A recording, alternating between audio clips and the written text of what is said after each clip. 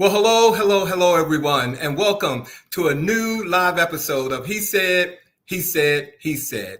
A look at the world from a seasoned Black man's perspective. Happy Friday, September the 19th to all of you. Hello, Dr. Tools. Thank you for being here tonight. I know you said you can't wait for Friday. Neither can I. And I'm so glad that you are in the house.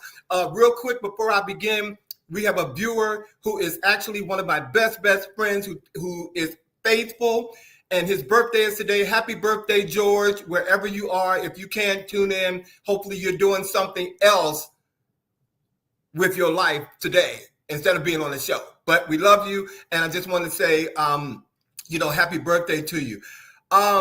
Tonight, he said live brings you the powerhouse himself, Mykle-Kane, the author, filmmaker, talk show host, and founder of Laughing Through Pain.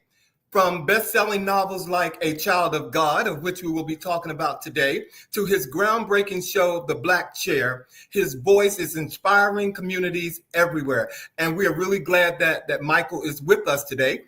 And we do need some laughter, ladies and gentlemen. So I was just so happy to hear that Saturday Night Live is coming back for its landmark 51st season, premiering on Saturday, October the 4th. And Lord knows we need some laughs. And they'll be streaming the next day. They're on NBC, but they'll be streaming the next day on Peacock if you guys missed it and can't see it. The season will kick off with Bad Bunny, who has hosted the show before. I love seeing him host the show. He'll be pulling double duty with as the host, joined by musical guest Doja Cat. And the excitement continues in the weeks that follow with Amy Poehler, who is a Saturday Night Live alum, is returning to headline, followed by Sabrina Carpenter, who I just love seeing her host the show as well. So with all this censorship going on and all of this, let's see what Saturday Night Live is going to do. Okay, ladies and gentlemen, but again, welcome to our show tonight. And, I had a different opening for tonight for you guys, but something happened this week that I need to talk to you all about. And it is troubling to me. 2 Black men found hanging from trees in Mississippi. Both were discovered on September the 15th, just hours apart. And yet it wasn't until September 17th that the mainstream media even acknowledged what Black outlets and social media had already been shouting. 2 men, 2 deaths, and a state now under national microscope. 21-year-old Trevion Reed, they call him Trey, a first-year student from Grenada, was found hanging on the campus of Delta State University. The coroner quickly called it a suicide, pointing to no fractures, no lacerations, no signs of assault. But his family, represented by attorney Ben Crump, is demanding transparency and independent autopsy, a full investigation, and real answers, ladies and gentlemen, because in 2025, a Black man hanging from a tree being called suicide is not something that we should accept without question. I don't believe it, and neither should any of you. Just hours later, though, 36-year-old Corey Zakatis of Brandon was found hanging near Vicksburg Casino. Police are still investigating this incident. So why did it take 2 days for these stories to break through? Why the silence? And in Mississippi, a state haunted by a long history of racial terror, this should have been breaking news the moment it happened. This isn't just about Trey Reed or Corey Zakatis. It's about the reality that the Black lives remain in danger, dismissed, and too often ignored until we demand attention. And just in today, see, it's getting serious. Former NFL quarterback Colin Kaepernick is stepping in to fund an independent autopsy for Trey Reed, the Delta State University student who was found dead. This is the younger Black gentleman. He's doing it through his Now Know Your Rights Camp autopsy initiative, which provides families with answers and accountability. Viewers, we all remember Emmett Till. For those of you who know about Emmett Till. A lot of you do. We remember every name they tried to bury in silence. And today we remember Trey and Corey. Justice with truth, and the truth begins with us refusing to stay silent. I'm sorry. Ain't no black man running around hanging himself. No, I refuse to believe that. Okay, I told you this got me a little emotional today, and I wanted to share it with you guys because this is some serious crap that's happening right here. All right, ladies and gentlemen, again, welcome to the show. Welcome to the show. You know I don't do what I do alone, ladies and gentlemen. Again, we got a great show for you tonight. So if you all will help me, please welcome my guys to the chat.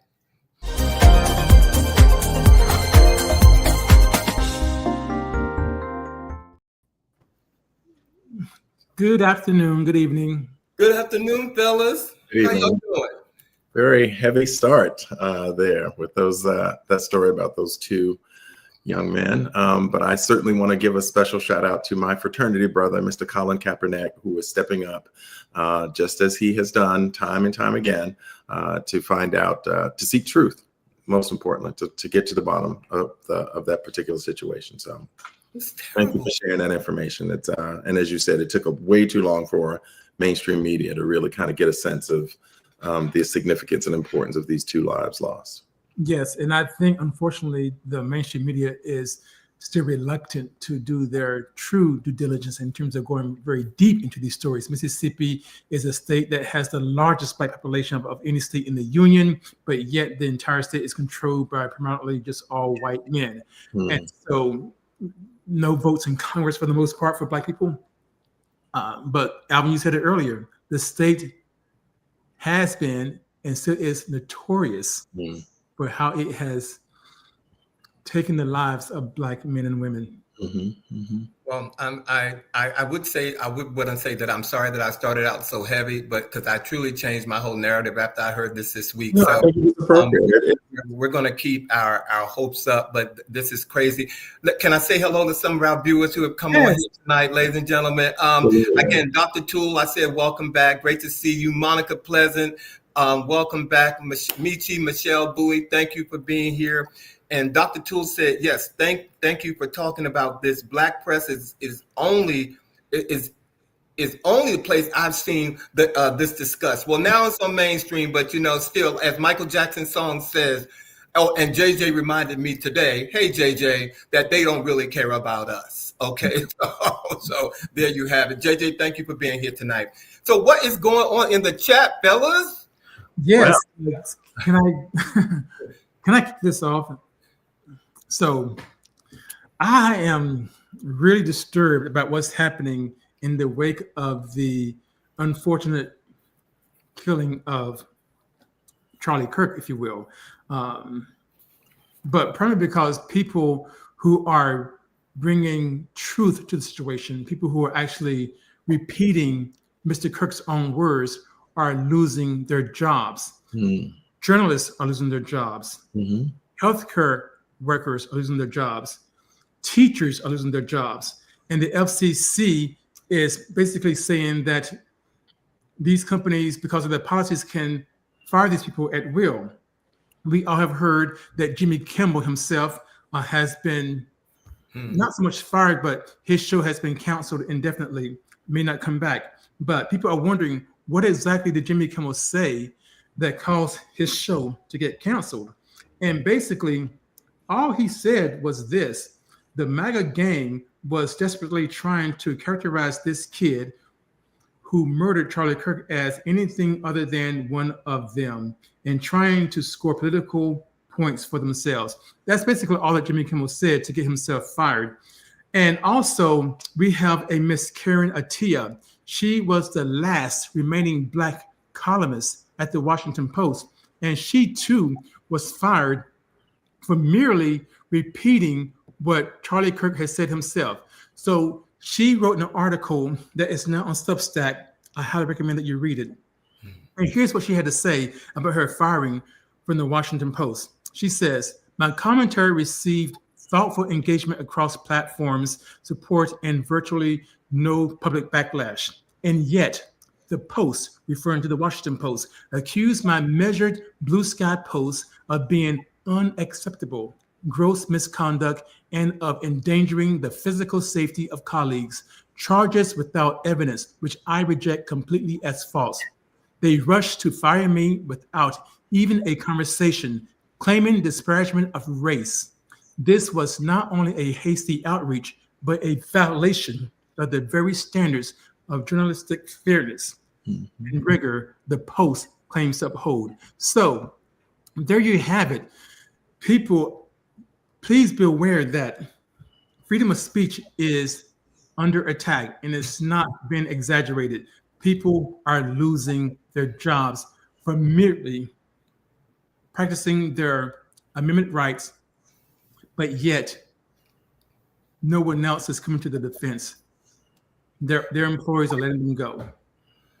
And mind you, journalists on the far right, if you will, who have said some things that have been disparaging, like, for example, people who are homeless should be killed. That person did not get any kind of suspension at all from his network, which was Fox. We thank you, Sean. We put up the logos for Disney and ABC because those were the two affiliates that Jimmy Kimmel worked on. But Dr. Tools put something in here that I didn't know. Also, she said something else that Jimmy said. I'm sorry. Yes, she said Jimmy also said that he doesn't understand taking another person's life in gun violence. Yes. So in other words, he was not making fun of or supporting that Mr. Kirk was assassinated via gun violence. He said he did not understand that or support that. Correct. And also it should be noted that what ABC is saying is that, and Disney owns ABC, by the way, is that the affiliate stations are the ones who have been calling for this. So the affiliate stations, like, I'm not sure who owns the station here in Washington, D.C., but I don't think that's an affiliate station. But in my hometown in South Carolina, that is an affiliate station. So they're saying that these affiliate stations, which are primarily owned by Sinclair, which is a big organization that owns media companies all around the country, that those owners have been calling for Mr. Kimmel to be removed because of his comment that they thought was disparaging. Well, more shall be revealed, but it is really troubling to see what happened to Jimmy Kimmel this week. And I know there's going to be more fallout from it. Thank you, Sean, for bringing that in. For those of you who may not be aware, this past week was New York Fashion Week. Me being a little fashion head like I am, was not there. However, there's a lot of news that I follow when it comes to Fashion Week. And there's a story that I want to share with you all because it's about us, if you will. They say that fashion is about visibility. But what if the very people who matter, the voices who should amplify you, turn away? I want to have you imagine that your fashion designer, Sergio Hudson, who has just breaking barriers in the last 5 years. You've dressed every celebrity from Beyonce. You've dressed celebrities like Michelle Obama. You built yourself up as a force. You made collections shown on major runways, yet during New York Fashion Week, when your show happens, when your art is yours alone, many of the Black A-list celebrities in town don't show up. They don't step into your space, and you have to call them out. White adjacency is a hell of a drug, he said. You wonder, why would someone who claims to represent community, culture, Black excellence, miss supporting the people in that line?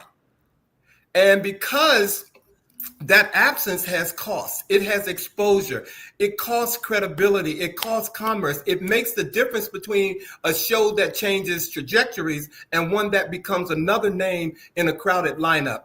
You've seen how fast support comes when someone famous outside of a community wears you. You know about that.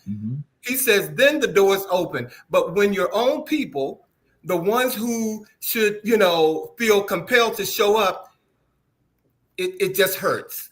And he said, the truth is, this isn't about getting an A-list names and seats. It's about dismantling what keeps Black designers from the margins. Lack of funding, fabric costs, factory barriers, tariffs, gatekeepers who see Black excellence only as a trend. The pressure to be seen, but not always to be supported in the ways that matter, financially, structurally, institutionally. If Black art, Black creativity, Black design is going to grow beyond moments, it needs consistent allies. We have to support each other. It needs Black celebrities, influences, institutions, consumers to show up, to buy, to amplify, and to collaborate. And because representation alone isn't enough, because when your own don't support you, silence becomes louder than applause, and we deserve better than that. That was Sergio Hudson. And I am going to say, I understand how he feels sometimes. Thank you, viewers. I don't know all of your races, but thank you all for showing up, and particularly our Black audience. Because I've been in business for a minute, and I know how Black people sometimes don't support Black people. They will go to the higher, name brand when it comes to fashion. They won't come to your show. You know what I'm saying? So I felt what he was saying. I felt what he was saying, and we got to do better in supporting, one another in that field. So, yeah. Well, you said it earlier. You said it was closeness to whiteness. Now, if he was head of Louis Vuitton, if he was head of Versace, if he was head of Hugo Boss, and I think that Louis Vuitton and Hugo Boss at one point had the top designers were Black men. Is that, I don't know. Can you correct me on that? Well, here's the thing. That's Louis Vuitton's name. This is Sergio Hudson. Well, but he's his own brand. He's not working for somebody else. Correct, but here's my point. Black men brought back some of these labels, some of these names. That's my point. So some of these names were on the way out, but they brought in Black men. They put Black women on the runway, and what happened? They rose like the phoenix. But again, not the recognition, like you said, but this is tragedy that he is not getting his just desserts, because his fashions, in my opinion, I'm not an expert like you are, but I think that he's you know what you like, and we'll find that out later on. You know what you like. Sergio Hudson is no joke, and he has really, I think, built a name for himself, specifically catering to bodies that are not necessarily narrow and very typical model-esque bodies. He has dressed people, as you said, some extraordinarily successful A-list Black and brown celebrities. And to hear that they are not supporting him during this week is disheartening, to be honest with you. So I'm glad he brought it out, and I didn't, and I'm going to move on. But as part of what I found up in this commentary, he was also joined by La Roche, who is one of the top stylists in the industry. Yes. And during that discussion, Law said that when he first started several years ago, because he couldn't get Black clientele to believe in him, he had to go work for a white establishment and get paid thousands of dollars less just to be recognized before he was recognized. And now he's a, powerhouse. He's it. So it's just the things that we have to go through. So thanks for letting me share that, guys. Yeah. Wow. Well, it's interesting because it also kind of leads into this next story that we're going to tell, because this is a brand that it's often been overlooked when it comes to athleisure wear. They have certainly been recently compared to Ralph Lauren's effort to really kind of break into a Black market, a Black higher successful market. And they have been always strategically focused on supporting Black and brown bodies. The organization is called Actively Black, and they just had, during Fashion Week, New York Fashion Week, a show of the legends is what they called it. And it was an event that has transformed the fashion show into a powerful tribute to Black history and culture. So the event was hosted, as I said, by and specifically promoting the brand, Actively Black. Here you have Ruby Bridges, one of the icons who, of course, helped segregate schools. In addition to Ruby Bridges, they had a couple of others. There's Ruby again, walking the runway. There's Cecil Williams. Cecil Williams, the iconic photographer, caught in this particular image here about drinking from the white water fountain here. He was walking the runway. In addition, there was also his name. I want to make sure I get it right. Ben Hayth. He is the designer of the Juneteenth flag that you see there. So, and he was walking the runway as well. And here we have John Carlos and Tommy Smith, whom many of you will remember from the Olympics and the protest in raising their fists that brought them global notoriety. So that was a really interesting thing. Here we have Malcolm X's daughter, Alicia Shabazz, who is walking the runway. And finally, Bernice King, Dr. King's daughter, also walked the runway. So they had some of the most extraordinary people either related to or actually connected to the civil rights movement. Now, founder Larry Smith emphasized that the event was a tribute to Black people and our history, and not just a fashion show. In addition to the icons who walked the runway, there were a couple of other things that were featured. In addition to the civil rights, the show celebrated Black women as superheroes. There was a tribute to the Harlem Globetrotters. And finally, there was a section showcasing the collaboration between Disney and Actively Black, featuring the Princess Tiana collection, who many of you may remember from The Princess and the Frog, which was one of the first Black, largely star-leading Black princesses in a featured movie, Tiana. There's a collection that Disney has joined forces with Actively Black to bring that to the community and public as well. So that was a really interesting kind of take on New York Fashion Week that really, really focused on the accomplishments of Black icons. Well, between Sean's story and your story, Disney is like walking a fence. You know what I'm saying? So you notice that? You kind of want to push them over, but grab their collar. I don't know. So you all got me on the fence right now myself. Okay, about Disney right now. It's kind of what Target is like doing as well. You know, we've been not going to Target, and yet every now and then I'm seeing the Target is featuring a Black designer or a Black business. And you're like saying to yourself, I see what you're trying to do. Yeah. I see what you're trying to do. But I see you. I see you. We see you. It's called appeasement. Well, say it again, Sean. I want to hear you. Appeasement. Let me say hello to Troy Patterson for coming up in here tonight. How you doing, Troy? And thank you, Stonewall. You guys, you know how you guys, you have someone in your life that, they're not your child. They're certainly not your child, but you call them your son. That's Stonewall. Thank you for being here tonight. He's so busy.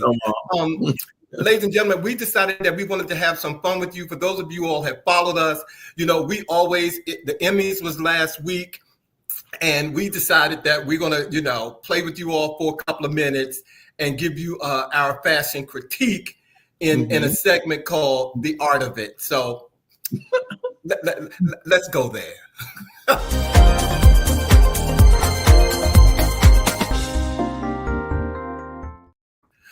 All right.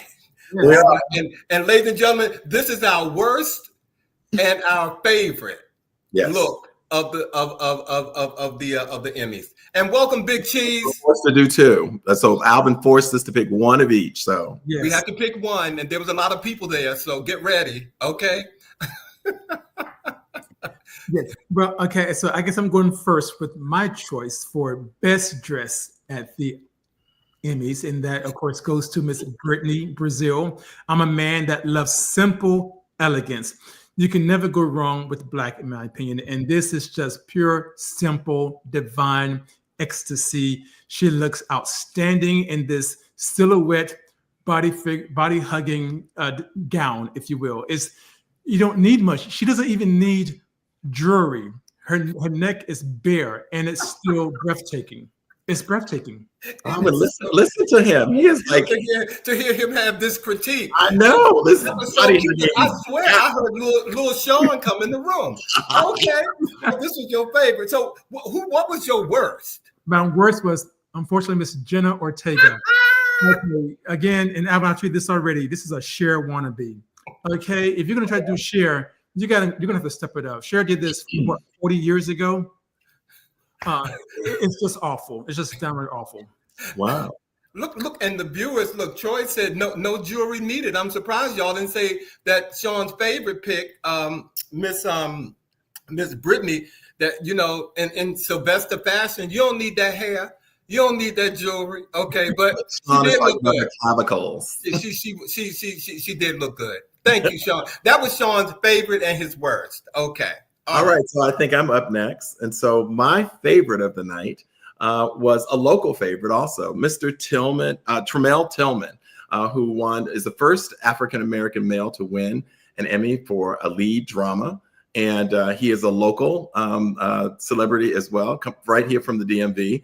And he is the star of Severance. I loved that, you know, that he stepped outside a little bit in terms of, you know, I, like Sean, really love a classic look. But I think he did a really interesting spin on it because it is a very tailored and fitted tuxedo look, except it's in white, and it's the monochromatic white look. I also had a great sense of appreciation for his tribute to his mother, being a mama's boy myself. He brought his mother as his date, and he talked about the fact that she was his first critic and acting coach, and he owed so much of who he is to her. And again, first Black man and first Black gay man to also win this recipient as well. So I think he looked sharp, clean, and just ready to go. And who was your worst? Well, Parker Posey. What is this? What is this? First of all, if you guys could see up close, the jewelry that borders it is stunning. Like, it's a beautiful choker with this beautiful rock right in the center of it. And it is attached to something that looks like your grandmother's curtains were just like layered and layered and like it is hideous. It's that cat fur for me. It just is not. It's just wrong. It's just wrong. We went from the very classic, sleek, tailored Tremel Tillman to Parker Posey and somebody's grandmama's curtains. Yeah, she looks very, very dated in my perspective. But one thing I love about Tremel is that I noticed a lot of men were doing double-breasted suits for the Emmys, and I was okay. They're bringing it back. And the suits were more boxy than they were in, you know, a few years ago. Yeah. So it's a trend that I noticed, and I kind of like it.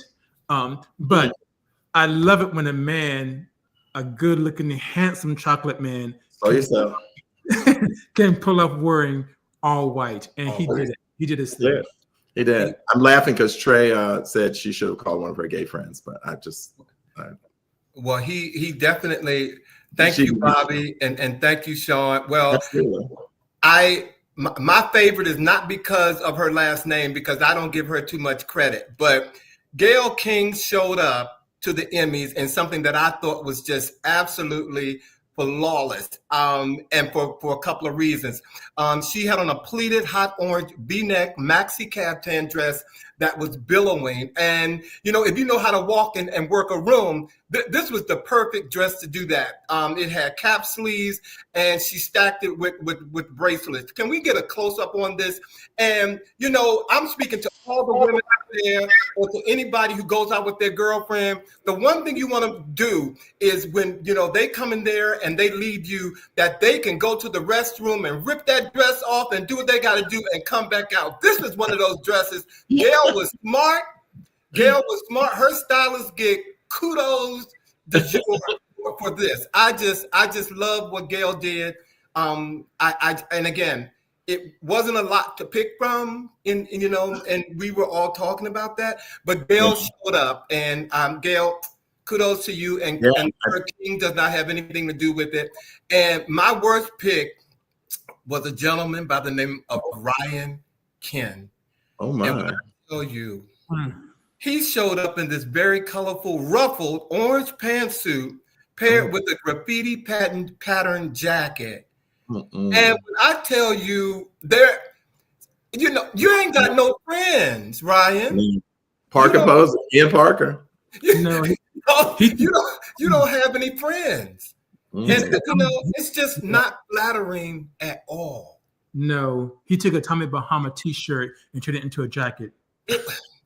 Totally hideous. And we all agreed, and I know we got to move on with our show to get our special guest in here. We do.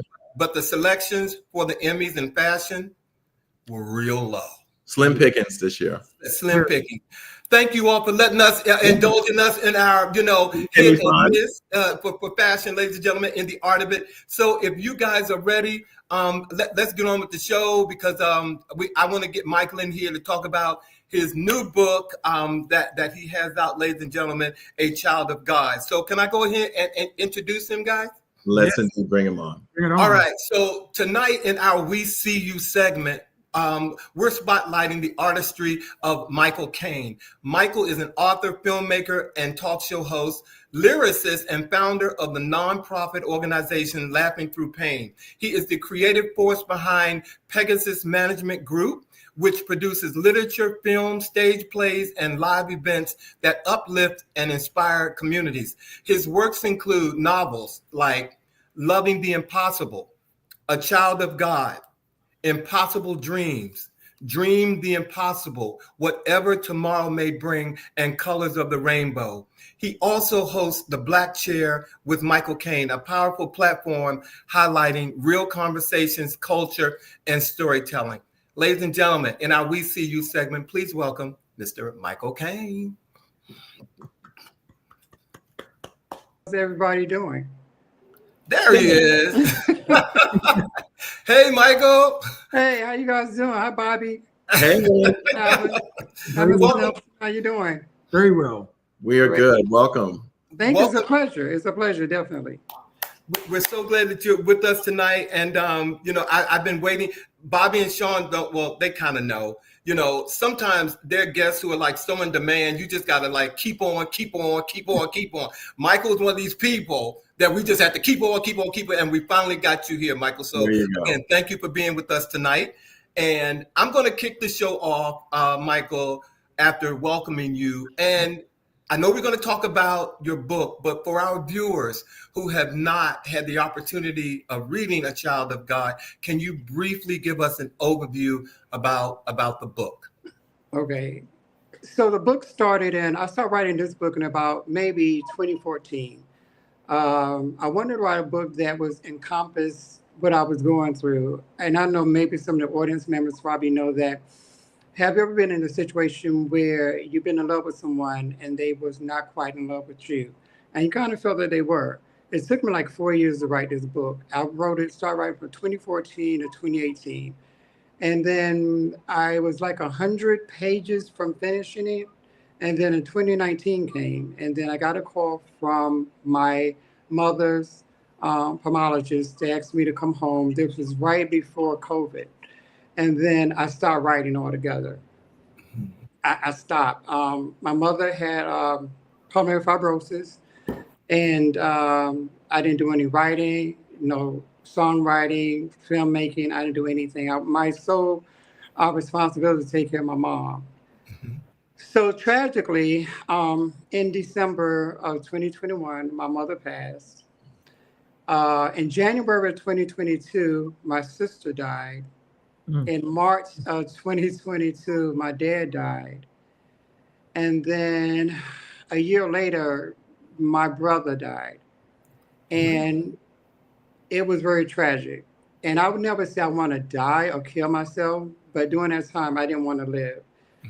And I laid in bed for about 6 months, and God was like, you need to finish your book, making sure that this book would be my therapy. And I finished it. By the grace of God, I finished. It was hard. It was really, really hard. So this book was never my first book, but it's my most powerful book, because I know a lot of people have gone through whatever they've gone through. And everybody has probably been a child of God. And everybody is a child of God. Good, bad, and different they are. Originally, the name was not A Child of God. The original name was called Faggot, because all through my life, I've been called a faggot. And when it comes to the level of national known words that you should use and shouldn't use, I had a survey and I asked people, would they buy a book that had that title on it? And most of them said they did not. So that's one reason I chose A Child of God instead of the F word. it's been very uplifting for me, without a doubt. But the book is a semi-autobiography, and I talk about Mykle Grayson. Mykle Grayson is an entertainment lawyer. I embellished the character to some degree, but I didn't embellish the integrity. So Mykle Grayson was in college. He befriended his long lost love called Bruce. Bruce was a star football player. They moved from South Carolina up to New York, and that's when the drama started. And I won't go into details too much unless you ask me, but the last chapter of this book is going to make you just burst out in tears. It really is. The love that they have for each other, the unconditional situations they endure, the ups and downs, whatever the case may be, like we all have gone through. It was very powerful. And it was hard for me to write. I would not deny it. Well, we're gonna get in. We're gonna get into it. Thank you for sharing. What the book is about, so that ladies and gentlemen, we're gonna tell you where you can get the book. But we have some very direct questions for Mykle about the book. So, Mykle, if you're ready, I want to go ahead and ask you also, which you might have alluded to, the title "A Child of God" carries a lot of weight, as you definitely have laid out before us, especially for a book that explores sexuality, trauma, and religion. Why did you choose? You choose the title because you didn't want to use the title that you were originally going to use, and it's the F word, if you will. Okay, so I just want to know. I'm going to flip it a little bit and go a little personal on the F word. The fact that you wanted to use it, not only because you have been called that, but it didn't make you feel good, but yet you thought you could possibly use it. Take us into your head a little bit about why you decided to go that route. I went that route is because I equate the F word with dog feces. When people call you that, that's how you feel. When they try to cut you down, break you down, castrate you mentally and spiritually, that's how you feel. So in the opening of the preface that I wrote the book, it talks about using the F word compared to dog feces. And that's exactly how we feel at any given time when we're at our lowest, whatever. And it's so funny because that particular word is so negatively powerful. You can be anything on this earth. You can be a pedophile. It's still above the F word. You can be a murderer. It's still above the F word. You can have a straight man and love him dearly, but if his wife, girlfriend, whatever, call him F word, he's be ready to fight them. So that's how I equate that word to be. And in an argument, don't care what anybody call you. When they call you the F word, it does something to you. And it hurts every fiber of your being. And that's just how I feel. And that's one reason I wanted to write the book, or title the book that, because this was a very powerful book and it meant so much to me. Thank you. Thank you for that. Thank you. Yeah, thank you greatly for that. Like I said, you said a lot already, but you said the novel does not shy away from any taboo topics at all. You got rape, you have domestic violence, same-sex love, even suicidal thoughts. So were you ever afraid? Let me say it that way. Were you ever afraid that your storytelling, this particular story, might be too much for your readers? Let's compare it to what we live in today. I mean, we live in our freedom of speech, or the first stages of life. Do we feel that word or what I'm writing is different from what the administration is doing now? It's a direct correlation. So I'm feeling we can endure what this administration is doing. We can definitely read a book of this magnitude. And that's how I look at it. Even in my writing, when I'm doing my lyrics and stuff of that nature, I'm writing stuff that people can endure. A Child of God is one of my songs, not on the book, but the song that I wrote as well. One of the songs I wrote was Darkness of Light, dealing with drug addiction and everything of that nature, and trying to commit suicide. So I feel that I do put a lot of stuff in people's faces, but I feel that once they read it, they can overcome a lot of situations that they deal with on a day-to-day basis. Well, I'm going to say I'm glad you did, because, you know, a lot of things, I think you hit the nail on the head just now. Sometimes you have to put things in people's faces, you know what I mean? And, you know, a lot of us are judged for taking risks. And if you don't take a risk, you know, shame on you, because you may never know if you're going to succeed or if you're going to fail. So I'm glad you took that approach, Mykle. Thank you. Oh, Mykle, Micah's journey in A Child of God is both spiritual and emotional. You did mention in one of your earlier answers that it's semi-autobiographical.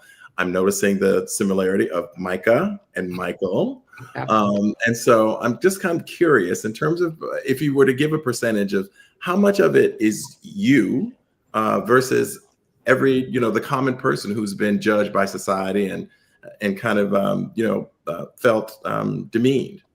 Once you read the book, 99.9% is me. I have a very quick tongue. I'm very educated. I'm very intelligent. But I wanted to represent everything that encompassed me as well. And even Bruce is I won't say protagonist, but he is the other main character. And their love relationship is undeniable. But Bruce cheats on Micah. He's gotten everything, but he cheats. So why do you cheat on a situation when somebody has provided everything for you? So, and that's happened to me. So what I did strategically, Bruce represents every relationship I've been in. The drug addict, the football player, the abuser, everything that I've done, I've been with when it came to somebody, is a representation of Bruce Stallsworth. And that's one reason why I wanted to elevate him, because he's the All-American. He's no different from Micah, but when something tragically happened, he becomes a hero and Micah becomes the villain. Okay, you are really wanting us to just leave this interview and go get the book right now. Look, because I know you were doing a book tour, so I need to get this book and have it sitting on that table right there. I'm like, come on now. Wow. That's a lot. Go ahead, Bobby. I'm sorry. No, I was just saying that's a lot. I know. They have moments in there too. They have good moments as well. My upbringing was from my grandmother.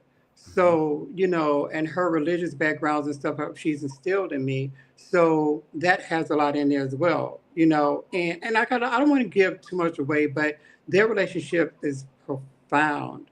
You can't even deny it. And me leaving my grandmother, well, Mykle leaving his grandmother, moving to New York with his mother, was a whole different world for him. And it had to be the things that him and his mother had endured for them to have an unconditional love. So it was a transition. You know, the comfort zone that your grandmother gave you is now taken away, because now Micah has to move with this woman that he does not know. And she treated him like Cinderella, because she didn't know him either. She doesn't know that was her son, and she had to be responsible for taking care of him. So those particular situations was interesting as well. It was a joy to write. It really was. It was very therapeutic. I won't deny it. One of the chapters that I sent Alvin was, and I hope I can say this, Raped and Left for Dead by the Railroad Tracks. That's one of the very powerful chapters in the book. Whoa. Well, no, well, you know what? It's been said, and right, it has been said, but, and you know, it's ironic that, and I really wanted to, you know, because of how the show was structured tonight, and I wanted to make sure, I wanted to see if we could get, you know, you to read an excerpt from the book, but timing wouldn't allow. But I'm going to do my best to make sure that everybody who's on this platform tonight have your book, you know, in their hands. So as soon as possible, because I know that I have to read it as well. You mentioned something about two things. Your grandmother, but you also kind of, you know, put your toe in the water about religion. And one of the most powerful parts of the book is how it portrays the church, not just as a place of salvation, but also one of condemnation. What message, Mykle, are you sending to religious institutions through this book? I take away for my grandmother's love. Her interpretation of the church and the basis of the church is totally different from what the church gives you. She was always unconditional love. She was always anything that was good, that was what she represented. You know, and even the story, I talk about that in great detail. It was just the best. So now you go to church and you hear that your life has been condemned. And well, that's not what my grandmother taught me, but this is what the interpretation of the church gives. So it gives a basis. And I would never ever denounce anyone's religion. That's not what the book is about. But at any given time, what I took away from it, what I was writing is that don't care what anybody says, preachers. I'm going to also send you a copy of my song I wrote too. You guys are going to love it. But it talks about the proclivity of what we go through. And you have to take away all of that. You take whatever's good and live with it. You know, you talk about Deuteronomy, you talk about Leviticus, you talk about all that in the Bible. Man should not lay with man. However, my grandmother said, I love you unconditionally. I don't care what you are.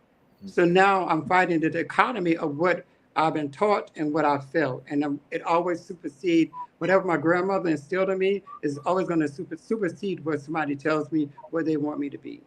And that's what Mykle had to do as well. I'm going to ask this, and I promise you, I don't want you to name the church. But if this is a semi-autobiography of you, I'm going to ask this question. Have you ever been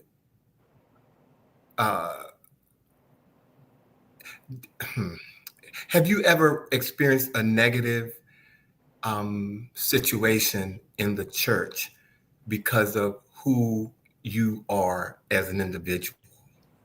I've never have. Ironically, in my first novel, Impossible Dreams, I'm going to send y'all the whole collections. In the first book, The Impossible Dreams, there's a character named Miss Z. And Miss Z was invited to the church by Nico and Lake. And when the preacher was saying homosexual this and homosexual that, Miss Z started clearing his throat. And he was doing it so loud that everybody started looking at him or whatever the case may be, because Miss Z was like, how can you say that when you was in my bed last night? So he kind of erupted the whole church, whatever the case may be. But I wanted to bring out situations like that because that does happen. Yeah. Me personally, no. But Miss Z, and when he walked out of church, he said, you know, my work has been done. And y'all have a blessed day. And a lot of other people want to be like Miss Z. They're scared to be on that level, even though Miss Z is a pretentious character. But that's how I write. I write things that is realistic, you know, and I don't want people to, I'm tired of people standing in the shadows. Yeah. You know, collectively, individually, yes, but collectively, we stay in the shadows so much and so many times. And that's just not the type of writing I'm used to doing. I'm going to be big and bold and make sure that when you read my book, you're going to come away with it. And it's also going to bring you to a situation that you're going to love doing what you do, honestly. Thank you. Thank you. Thank you. Mm-hmm. Well, you've touched on this a bit already regarding one of the characters in the book, and that is, of course, is Bruce. And so I want to ask this next question, and you've kind of already touched on the violence part as well. So there is a knife scene in the story. And of course, you don't have to give anything away in regards to that. But in this scene, Bruce believes that Mykle cheated. And the violence that follows is shocking, okay, if you will. So why was it important to include such raw, graphic and pain in that spiritual narrative? Because it's reality. it's totally reality. It's a show, a definite image of what we deal with on a day-to-day basis. Just, even with Trey Reed, the suicide that, his family's enduring, whether we like Charlie Kirk or whatever, what they're doing. So having that situation between Bruce and Micah is a reality of what we deal with on a day-to-day basis. I only put it pen to paper. That's all I did. And it happens every day. And that is the basis of how this particular storyline started, because of the altercation they had endured. Okay. Well, You Michael, guys speechless? You guys not talking. Come on, talk to me. well, you're giving us quite a bit to process. I apologize. Oh no, please don't you apologize at all. You're doing what we expect. You're good. And if you see some of the reader and viewer comments, they're talking about wanting to read your book. So they want to get the book. So the mission is being accomplised. Exactly. So, you're giving us a lot to think of. Trust in that. There's my housemate right there, looking for but in your description, you have described A Child of God as a story of identity, forgiveness, redemption, all powerful and important themes along all of our individual journeys. So if your readers must leave with one piece of wisdom, a pearl, if you will, from reading this book, what is it that you hope they walk away with? Salvation. I really do. I write for the masses, and talking to Alvin, James Baldwin is my mentor, and I see when I'm writing, and I if you guys are writers or lyricists, whatever, sometimes you write stuff and you go back a day later, a week later, like, did I write that? God has given you the pen to write that. For what reason, you really don't know. Even you look at the apostles reading the Bible, some of the things that were written, you look at them like, wow, did I really write that? And I've done that a lot. I know I'm there at 4 o'clock in the morning writing and typing on my computer, but when I go back and read it, I'm astonished. So in the end of the chapter, last page, there's a situation that Michael has to make a drastic decision. And it's unconditional love. And then you guys gonna call me and like, you gonna call me, curse me out, whatever the case may be. But I had to make sure that I was as real as possible. And I hope we never have to go through this ever again in a relationship, but it happens. Unfortunately, it happens. And you hear about it with the heterosexual life, but never in the homosexual lifestyle, but it happens. Well, I'm definitely sending you, with their permission, their address, so we can I want the whole collection. Okay. I want the full Mykle-Kane experience. Okay. But my A Child of God is on its way here now. I've already ordered mine, but I couldn't get it till the 22nd. So it is on the way. But before we let you go, I have one more question for you, and then I want you to tell our viewers where they can get the book, Michael. This story feels both deeply personal and universally needed. Michael, why do you think now, is the right time for the world to read A Child of God? From a very young age, I've been spiritually awakened, and conscious. I feel that there's a lot of people on this universe has been spiritually dead, or been spiritually in earth, quicksand or something of that nature. We are finally being awakened about all the stuff that's going on, and we have to be united in order to make sure that we are heard. And we have not been heard. And I don't know whether the political arena is ready for what we have to say, but I was thinking about the Harlem Renaissance, of what they did to change the compass of the needle of our civil rights, what we've gone through, what we're dealing with, whatever. Unfortunately, if you notice, us as Black people, Black men are doing so well that we're not connected anymore like we used to be. I don't see 100-man march anymore. I don't see us collectively getting together. And I pray to God about this. I want to be that vessel to say, you know what? We need to start coming together to some capacity. We're not doing that. We're not connected at all. I have nothing against white people, but I am always going to be pro-Black. I'm always going to be that particular torch. And with Micah in mind, he started dating a white man, felt that would be, and the white man gave him everything he wanted, but he had to come to the realization to understand that's not for me. And I have nothing against interracial relationships, whatever, but as a Black man walking this earth, I'm always going to be better with a Black man. When it comes to me being procreated from a woman, I'm always going to be for women choices of any magnitude. As James Baldwin being my mentor and what he stood for in his civil rights, I'm always going to be pro-Black. And that's just who I am. Well, ladies and gentlemen, before we let him, Michael, please tell us where we can find the book, because I know where mine's coming from, but please tell our viewers where we can find the book and where they can go to make sure that they get it and support you.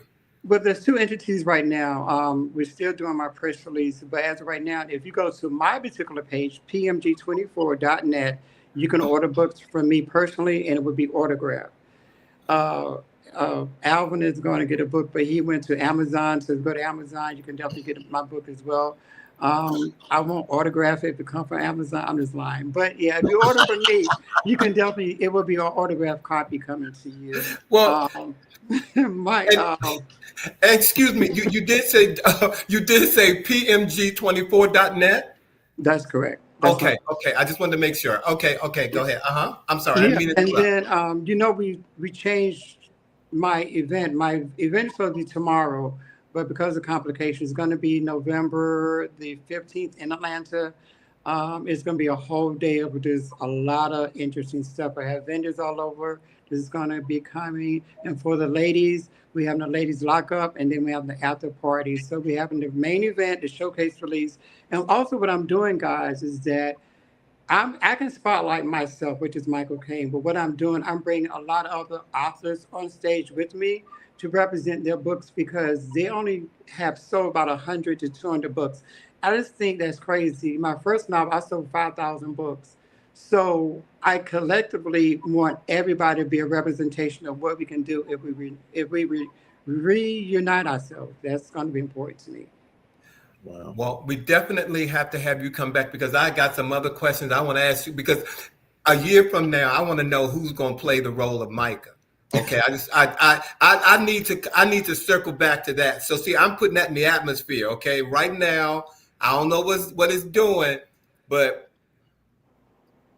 I need a film adaptation of A Child of God. Oh, wow. Yeah, of course. I think the first book, Impossible Dreams, I already did my screenplay for Impossible Dreams. We were doing it in Atlanta in 2013. And now I want Jesse Smollett to play Micah. I want Terrell Carter to play Lake. And that's for the first book. For A Child of God, I'll let you guys decide who you guys want to do the adaptation with and go from there. You got Terrell Carter, so that's all I'm. You're seeking him, so I don't have nobody else to say. But Micah, first of all, thank you for being on set with us tonight. Thank you for sharing with us. Thank you for A Child of God. We're gonna bring you back. Don't go away fully, but ladies and gentlemen, please give it up for Mykle-Kane. Well, guys, oh my God, we're right. Oh, we are at the end of the show. Can you believe it? Can you believe it? Bam. Well, I think this is the perfect time to tell our viewers. Next week will be our finale show of season 4. We're going to get newsy with you all. We have you all haven't been counting, but we have had 50 episodes. We have gone nonstop, and thanks to you. You guys just keep us going every Friday night. We're here for you because you're here for us. So thank you. But we will have our finale show next week, and we will be getting newsy with you guys to close out season 4. in preparation Like for live. Thank you, Kevin, for being here. Thank you, Kevin. Appreciate you. Thanks to Bobby. Our words of the week this week is forgive yourself for the times you didn't know better. Celebrate yourself for the wisdom you have now. Growth is the real prize, not perfection.